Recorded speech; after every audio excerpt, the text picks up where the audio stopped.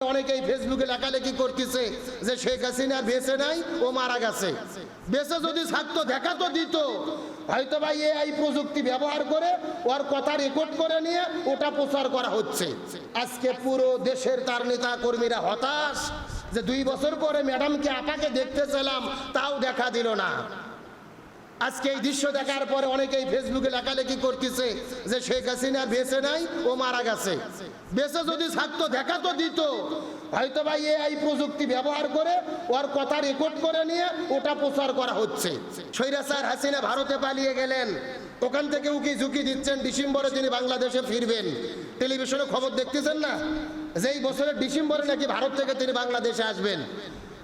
গতকাল রাতে সংবাদ সম্মেলন করেছে তামাম পৃথিবীর সব বড় বড় সাংবাদিকদেরকে ডেকে। কথা ছিল তিনি সরাসরি কথা বলবেন, সরাসরি তিনি নিজে কথা বললেন না। ভিডিও ফোনে আসার কথা তাও আসলেন না, অডিও ফোনে তিনি কথা বললেন। প্রশ্ন করা হয় তাকে, উত্তর দেয় তার ছেলে। আজকে পুরো দেশের তার নেতা কর্মীরা হতাশ যে 2 বছর পরে ম্যাডামকে আপাকে দেখতে চাইলাম, তাও দেখা দিল না। আজকে এই দৃশ্য দেখার পরে অনেকেই ফেসবুকে লেখালেখি করতেছে যে শেখ হাসিনা বেঁচে নাই, ও মারা গেছে। বেঁচে যদি থাকতো দেখা তো দিত, হয়তো বা এই প্রযুক্তি ব্যবহার করে ওর কথা রেকর্ড করে নিয়ে ওটা প্রচার করা হচ্ছে। আমরা যদিও মৃত্যু নিয়ে এমন আজগবি কথা বলতে চাই না, তবে বলতে চাই উনি যদি দেশে আসতে চাই অবশ্যই আসা উচিত। আপনার বাবা দেশ স্বাধীন করেছে আপনার দাবি অনুযায়ী। দেশকে যদি এতই মহব্বত করেন, আপনি দেশে আসেন। এই দেশের আদালত আছে, 1700 ছাত্র জনতা হত্যা হয়েছে, প্রমাণ হলে আপনার ফাঁসি হবে, আর আপনি নিরপরাধ হইলে আপনি মুক্তি পাবেন। কতক্ষণ না কে সৎ সাহস থাকলে আপনি আসেন, অত উকি ঝুঁকি ঘোষণা দেওয়ার দরকার নাই। যে কোনো সময় আপনি আসতে পারেন, আমাদের কোনো আপত্তি নাই। আদালত আছে, বিচারালয় আছে, বিচারপতিরা বিচার করবে। অপরাধ প্রমাণ হলে সাজা হবে, অপরাধ না থাকলে মুক্তি হবে, আমাদের কোনো টেনশন আছে। কিন্তু উনি দেখা দিচ্ছেন না। তাদের নেতা কর্মীর ভাষায় এখন অনেকে টোল করতেছে, ফেসবুকে লেখালেখি শুরু করেছে যে দেখা না দিলে বন্ধু কথা কইও না। এতই প্রেম প্রীতি তুমি দেখা দেবা না, তো কিসের এত আলাপ আলোচনা? আবার কেউ কেউ বলতেছে যে না, হাসিনা তওবা করে ফিরে এসেছে, এত ধার্মিক হয়েছে, হেজাব করতেছে, কোনো পুরুষ মানুষের সাথে দেখা দিচ্ছে না। মানে একেবারে রাবিয়া বস্ত্রী হয়েছে। জনগণ দেখে ঘোষণা দেওয়ার পরও আর ভিডিওতে তাকে দেখা যাচ্ছে না। আমরা বলতে চাই যে কথা হাদিস দ্বারা শুরু করলাম, যে অন্যায় অপকর্ম করার পরে ক্ষমা পায় তারা যারা আগে অনুতপ্ত হয়, নিজের ভুল স্বীকার করে। আর আপনি ওনার ফেসবুকে অডিও বক্তব্য শোনেন, উনি যে অন্যায় অপরাধ 17 বছর করছে, এর কোনো বক্তব্য আছে?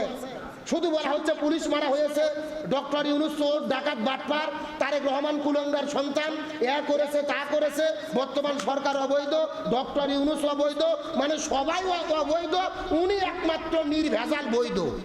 মানে ওর মতো খাঁটি লোক এই পৃথিবীতে একটাও নাই, অথচ তার কোনো অনুতপ্ত নাই। হাদিসের ভাষা, যত বড় অন্যায় হোক ক্ষমা পাবার যোগ্য তওবা করতে হবে। তবে সর্বপ্রথম নিজের ভুলের জন্য কি করতে হবে? ক্ষমা চাইতে হবে, অনুতপ্ত হতে হবে, তওবা করতে হবে, তারপরে ফিরে আসার প্রশ্ন। কথা বলেন ঠিক কিনা? এত মানুষ হত্যা হলো, এত ছাত্ররা জীবন দিল, কত বাবা মা হাহাকার করে কাঁদছে। 33,000 ছাত্র জনতা আহত হয়ে হসপিটালের বেডের মতো কাতরাচ্ছে। শহীদ আবু সাঈদের বাবা মা কেঁদে কেঁদে পাগল প্রায়। আবু সাঈদ মুগ্ধ, সবার বাবা মা কেঁদে কেঁদে পাগল হয়ে গেছে। আজকে স্বাভাবিকভাবে প্রাথমিকভাবেও আপনি যদি বলতেন আমার সিদ্ধান্ত ভুল ছিল, আমি জাতির কাছে ক্ষমা চাই, শহীদদের পিতামাতার কাছে ক্ষমা চাই, তাহলে জাতি চিন্তা করে দেখতো আপনাকে দেশে আসতে দেওয়া উচিত কি উচিত না। এখন এই দেশের মানুষ, বর্তমান সরকার বিরোধী দল সবাই মিলেমিশেও যদি আপনাকে দেশে আনতে চায়, এই 1700 শহীদ পরিবারের সদস্যরা আপনাকে ছাড় দেবে না। কারণ যার হারে সে পেলা বোঝে। সরকার দল সরকার গঠন করছে খুশি, জামাত বিরোধী দল তারাও খুশি, কিন্তু পেলা বুঝতেছে যাদের সন্তান বিদায় নিছে। কথা কন না কে? এই শহীদ পরিবারের সদস্যরাই এয়ারপোর্টে গিয়ে এয়ারপোর্ট সর্বপ্রথম ঘেরাও করবে। তাদের সন্তান হারিয়েছে, তাদের কত জ্বালা, তাদের কত বেদনা, তারা সেটা বোঝে। সুতরাং জুলাইয়ের বিপ্লবের 2 বছর পার হয়ে গেল। আমরা দোয়া করি আল্লাহ তাআলা যারা জীবন দিয়েছে এদের শহীদ হিসেবে কবুল করুক, আমিন বলেন। আল্লাহ তাআলা আহতদেরকে পরিপূর্ণ সুস্থতা দান করুক, সকলে বলেন আমিন। তাহলে বলতে চাচ্ছিলাম, নিজের ভুল ক্ষমা হবে, অন্যায় যত বড় হোক তওবা করতে হবে কার কাছে? আর জীবনে আমরা যত কাজই করি একমাত্র কার সন্তুষ্টির জন্য করতে হবে? আমার প্রিয় বন্ধুগণ, মুসলমান ভাইরা গভীর মনোযোগ লক্ষ্য করুন। তাহলে রাসূল বললেন ইন্নামাল আমাল বিন্নিয়াত, প্রত্যেকটা কাজ করতে হবে সহি করে একমাত্র আল্লাহ তাআলার সন্তুষ্টির জন্য। এই জন্য আল্লাহ রাব্বুল আলামিন বলেন, কুল ইন্না সলাতি ওয়া নুসুকি ওয়া মাহইয়ায়া ওয়া মামাতি লিল্লাহি রাব্বিল আলামিন। আমার নামাজ, আমার কুরবানি, আমার জীবন, আমার মরণ, পৃথিবীর মধ্যে যত কাজ করি সবগুলো কাজ একমাত্র হবে কার জন্য? আরো জোরে বলেন। এই জন্য আজকে সহি করে আল্লাহর জন্য যেটাই করবেন আল্লাহ কবুল করবেন। তিরমিজি শরীফের 1422 নম্বর হাদিসে রাসূল আরবি সাল্লাল্লাহু আলাইহি ওয়াসাল্লামের কাছে একটা সাহাবী আসার পরে বলে, ইয়া রাসূলুল্লাহ, আপনার কাছে একটা জিনিস জিজ্ঞেস করতে চাই। রাসূল বললেন, কি জিজ্ঞেস করবে বলো? সাহাবী জিজ্ঞেস করে বলে, ইয়া রাসূলুল্লাহ, কয়েকদিন আগে আপনার দরবারে এসেছি, আপনার হাতে কালেমা পড়ে মুসলমান হয়ে গেলাম, কিন্তু মুসলমান হওয়ার পরে একজন মুসলিম হিসেবে আপনি বিবাহের প্রস্তাব দিলেন, ঘটকালি করলেন, আপনার ঘটকালি অনুযায়ী আমি বিবাহ করলাম, কিন্তু বাবার সঙ্গে মনোমালিন্য, সংসারটা আলাদা হয়ে গেছে, ভিন্ন হয়ে গেছে। বাবা চলে এক সংসারে, আমি চলি আলাদা সংসারে। আল্লাহ তাআলা বাবাকে কোটি কোটি টাকার মালিক বানাইছে, কিন্তু আমি তো বড় দরিদ্র। একদিন গভীর রজনীতে লক্ষ্য করে দেখি আমার বাবা ঘর থেকে বের হওয়ার পরে, হাতের মধ্যে সদাকার টাকা নেওয়ার পরে গভীর রজনীতে একটা মসজিদের মধ্যে চলে গেলেন। ওই মসজিদের মধ্যে যাওয়ার পরে ওই মসজিদের আলেমের হাতের মধ্যে দান সদকার টাকাটা দিয়ে দিলেন। দেওয়ার পরে ডাক দিয়ে বলে, হুজুর, এলাকার ভেতরে ধনী আর দরিদ্র যেই সমস্ত দরিদ্র মানুষ আছে, অসহায় দরিদ্র মানুষের কাছে আমার এই টাকাগুলো আপনি সদাকা করে দেবেন। সাহাবী বলে, ইয়া রাসূলুল্লাহ, আমার বাবা সদাকা করার জন্য ওই টাকা ওই আলেমের হাতে দেওয়ার পরে গভীর রজনীতে যখন ঘরের মধ্যে ফিরে চলে এসেছে, আমি আস্তে করে মসজিদের মধ্যে চলে গেলাম। আলেমকে জিজ্ঞেস করে বললাম, হুজুর, আমি বড় বিপদের মধ্যে পড়েছি, আমার বাবা কোটিপতি, কিন্তু আমার তো চলাফেরা বড় কঠিন হয়ে গেছে, ওই সদাকার টাকাগুলো আপনি আমাকে দিয়ে দেন। এই কথা বলার পরে আমার বাবার সদাকা করার টাকা ওই মানুষের কাছে ছিল, হুজুরের কাছে ছিল। ওই টাকাটা আমি নেওয়ার পরে খাওয়া দাওয়া শুরু করে দিয়েছি, জীবন সংসার পরিচালনা করেছি।